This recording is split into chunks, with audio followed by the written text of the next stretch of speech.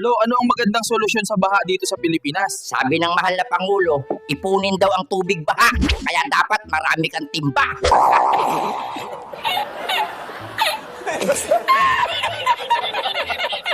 Guys, Lo, paano mo masasabing umuunlad ang Pilipinas? yung pag-imbento nila ng timba na may filter, tapos yung tubig pwede na inumin.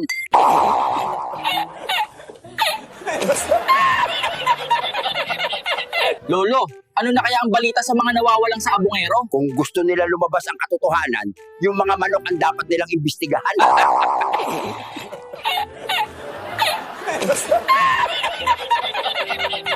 Lo, sino kaya nag-iwan ng drugs na palutang-lutang sa dagat? Sabi kasi sa akin, yung drugs dalhin sa dagat tapos iwan, tapos kunin ulit nila para may ibalita sa TV.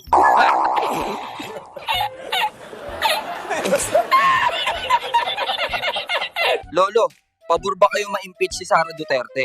No comment ako. Baka mamaya bigla na lang may kumatok sa bahay.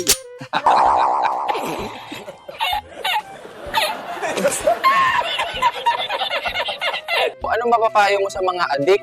Huwag tumigil sa pagbabato at pag-inom para mas humaba pa ang buhay.